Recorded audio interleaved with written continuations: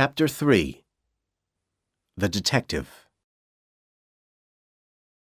Ellen ran past Gordon Gant and Mrs. Arquette, out of the front door, and into the street. She saw a taxi, and she waved her arm at it. The taxi stopped, and she jumped in. She told the driver the address of her hotel. Then she lay back in the seat. Her body was shaking. Half an hour later, sitting in her hotel room, she was feeling a little better, but she was angry with herself. I was so stupid, she thought. Her afternoon had not been successful. She hadn't discovered anything which helped her, and now, because of the lies she had told, she wouldn't be able to speak to Mrs. Arquette again, and she wouldn't be able to speak to Gordon Gant again. I can try to find out about the other man, Dwight Powell, she told herself. But if I find out that Powell wasn't Dorothy's boyfriend, I'll have to go back to Caldwell. Because if Gordon Gant is the murderer, he won't let me discover anything new. He'll know what I'm trying to do. And if he is the killer, he might try to kill me. From her purse, she took the letter which she had written to Bud on the train. She put it on a table by the window. She had decided to add a few more lines to it before she mailed it. At that moment, someone knocked on the door of her room. "Clean towels for you," said a high female voice. Ellen opened the door. "Hello again," said Gordon Gant. "I can pretend to be someone else, too." He pushed past her into the room and closed the door behind him. "Please don't shout for help," he said. "If you do, I'll tell the police about your visit to Mrs. Arquette's house. I won't hurt you. I followed your taxi here because I want to know what's happening. Why were you pretending to be my cousin? Why did you ask Mrs. Arquette those questions about me?" "I can't tell you," Ellen said. "Please, leave me alone." She was terrified. But as she spoke, Gant saw the letter on the table by the window.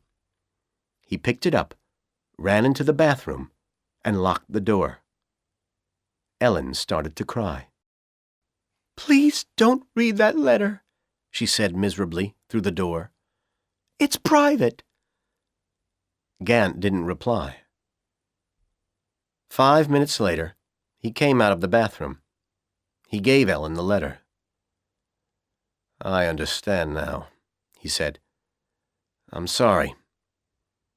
Am I on your list of handsome blonde students?" "Yes," said Ellen quietly. "What's your name?" Gant asked her. "Please, tell me." "I'm Ellen Kingship," she replied. "Listen to me," Gant said. "I didn't know your sister.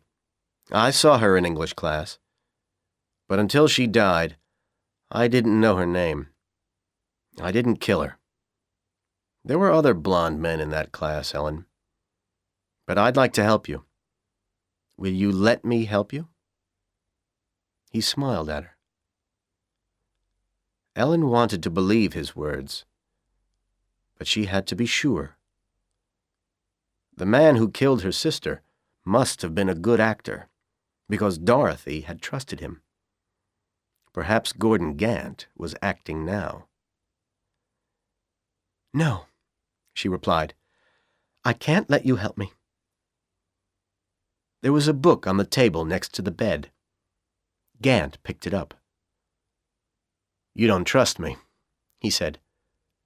"But I swear on this Bible that I didn't kill your sister." "No, I don't trust you," Ellen said. "If you had killed her, you'd swear on 20 Bibles that you weren't the murderer." "That's true," Gant replied sadly.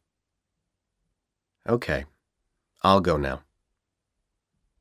After Gordon Gant had left, Ellen thought about him. Gant hadn't tried to hurt her, and she didn't really believe that he was the murderer. Dwight Powell was probably Dorothy's killer. She had to find out about him. She sat down with her letter to Bud. She picked up a pen and wrote the address of her hotel after her signature. Then she added a few lines to the letter. "I've got a nice room in this hotel in Blue River. The professor of English was very helpful. I think that I know now who killed Dorothy. His name is Dwight Powell, and he lives at 1520 West 35th Street. I'm going to find out about him tomorrow." Ellen went down to the lobby of the hotel and mailed the letter. Then she went back to her room. She filled the bath with hot water, and she sat in it for an hour, listening to the Blue River radio station. She heard Gordon Gant's voice on the radio. And when she heard him say, "The next record is for my good friend Ellen from Caldwell," she smiled. The next morning, Ellen phoned the house where Dwight Powell lived. The owner of the house answered the phone. "Dwight is working this morning," the woman said when Ellen asked for Powell. "He has a job at Folger's coffee shop in the town center." Ellen made a decision. She was almost sure that Powell had been her sister's boyfriend. She would go to Folger's coffee shop and talk to Powell about Dorothy. If he didn't know that she was Dorothy's sister, he would have no reason to lie to her. 10 minutes later, Ellen walked into the coffee shop. It was clean and pleasant. Powell was working behind the counter.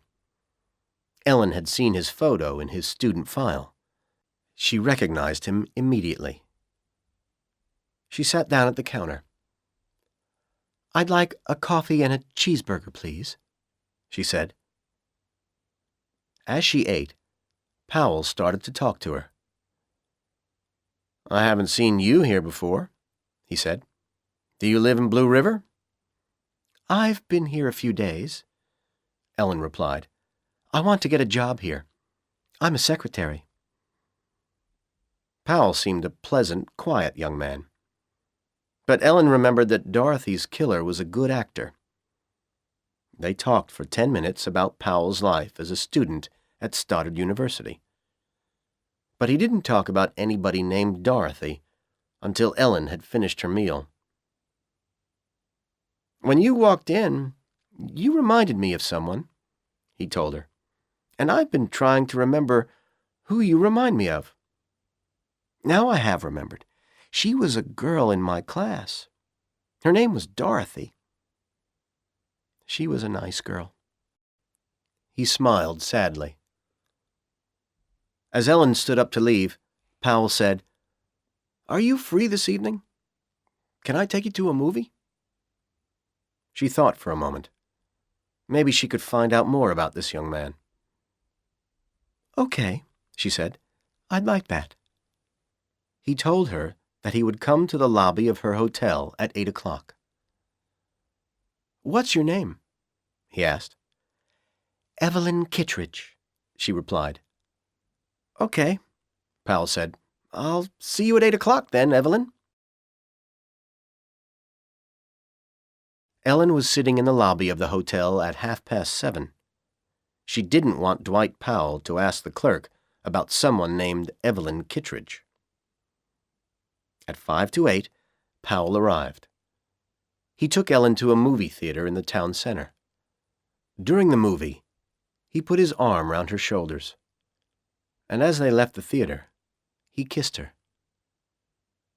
After the movie, the two young people went to a restaurant for some coffee. Then Powell took Ellen back to her hotel. They sat in the lobby and talked for a while. "You told me this morning that I reminded you of somebody," Ellen said. Her name was Dorothy. Please tell me about her, Dwight.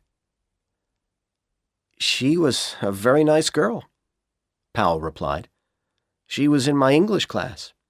She was my girlfriend for a few months. Why did you break up with her? Ellen asked. She was very possessive, Powell said. She got too serious about me. She wanted to get married. She was a nice girl, but I didn't want to marry her. They talked for a few more minutes. Then Powell stood up. May I meet you again tomorrow night? He asked. We'll go to a dance. Okay, Ellen said. I'd like that. Come here at 7:30. Powell kissed her, and he left the hotel. Ellen went to her room. She was in bed when the phone rang. She picked it up. She heard Gordon Gant's voice. I've been worried about you, Gant said. I thought you might be in danger. Have you talked to any other handsome blonde English students? Yes, Ellen replied. I talked to Dwight Powell. He's a strange person. He talked about somebody named Dorothy. He said that she was his girlfriend for a short time. I'm sure that he was talking about my sister. I think that he killed her. He said that this girl wanted to get married, but he didn't want to marry her. Maybe that's why he killed her. Maybe you're right, Gant said. Are you going to meet him again? Yes, Ellen replied. I'm going to meet him again tomorrow evening. But don't worry about me. I'll be safe. He doesn't know who I am. I told him that my name was Evelyn Kittredge. Tomorrow I'll ask him some questions about Dorothy's death. Maybe he will tell me something that he couldn't have read in the newspapers. Then I'll be sure that he was the murderer. Please be careful, Ellen, Gant said. Okay, I'll be careful, Ellen said. Thank you for playing a record for me. Good night.